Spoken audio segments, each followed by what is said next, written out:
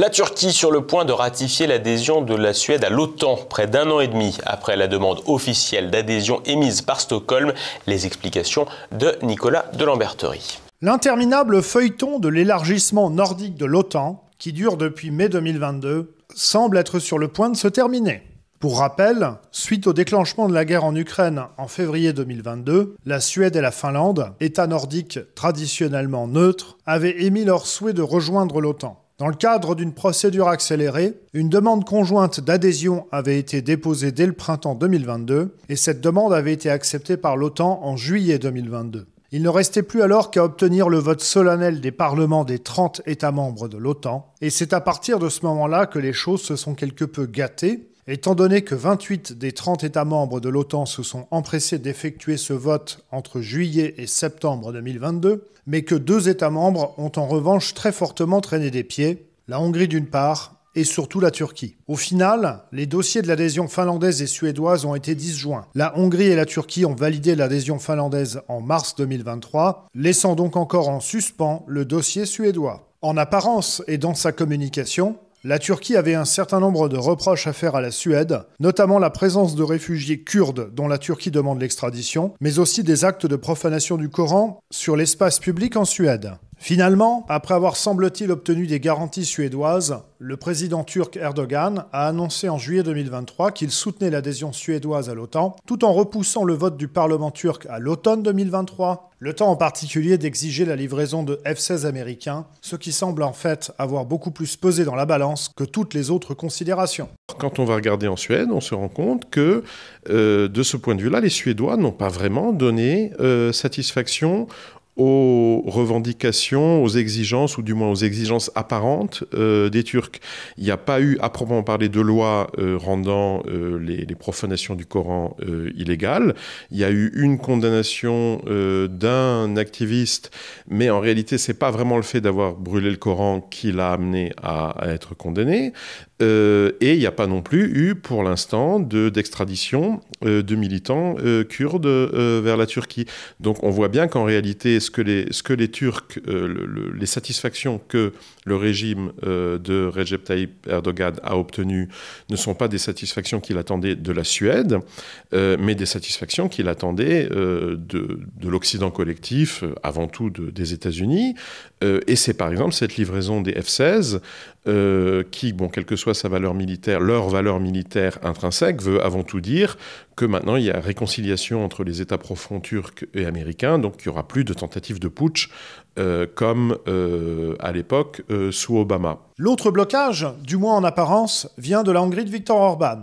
Mais en réalité, la Hongrie a toujours calé son emploi du temps sur celui de la Turquie. Ainsi, lorsqu'il semblait que la Turquie pourrait bien être sur le point, en juillet 2023, de faire ratifier par son Parlement l'adhésion suédoise, la Hongrie avait fait savoir qu'elle pourrait convoquer durant les vacances d'été une session parlementaire d'urgence exceptionnelle du Parlement hongrois. Mais dès qu'il a été clarifié que le vote turc n'aurait pas lieu avant l'automne, alors la Hongrie a immédiatement fait savoir qu'en raison de questions d'agenda parlementaire, elle étudierait elle aussi la question à l'automne. Je pense que pour tous les acteurs sérieux de la pièce, la question d'une éventuelle obstruction en solo de la Hongrie n'est pas vraiment abordée. En fait, c'est pas vraiment une question. Il est bien évident, aussi bien en Turquie qu'en Suède, que d'ici, quand viendra le moment où les Turcs auront aligné toutes leurs signatures, eh ben, les Hongrois l'auront aussi fait, parce que ce sera leur délai.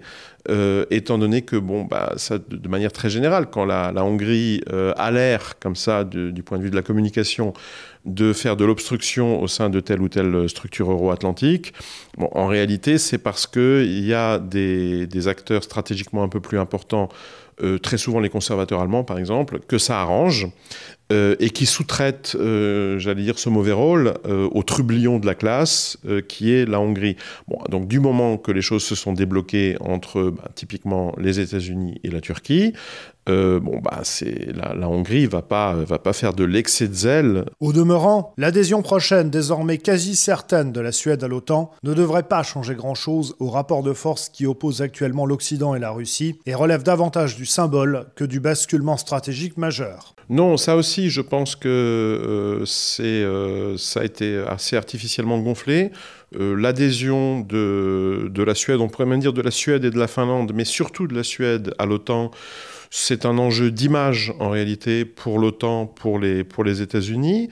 Donc c'est ce refrain de l'unité du monde libre derrière ces institutions, les institutions euro-atlantiques, l'OTAN, l'Union européenne, qu'on entend depuis le début notamment de la crise ukrainienne, et l'adhésion à l'OTAN des derniers grands pays européens qui n'en faisaient pas partie, est censé confirmer cette unité du monde occidental. Alors, ça n'a pas marché en Autriche, cela dit, qui est quand même au centre de l'Europe, mais bon, au moins, voilà, la Finlande et la Suède, c'est toujours bon à prendre, même si, bon, militairement, ça ne change strictement pas la donne. La collaboration militaire, mais avant tout des services secrets, parce que c'est ça qui compte en fait, était déjà à peu près totale entre Suède et OTAN avant cette adhésion.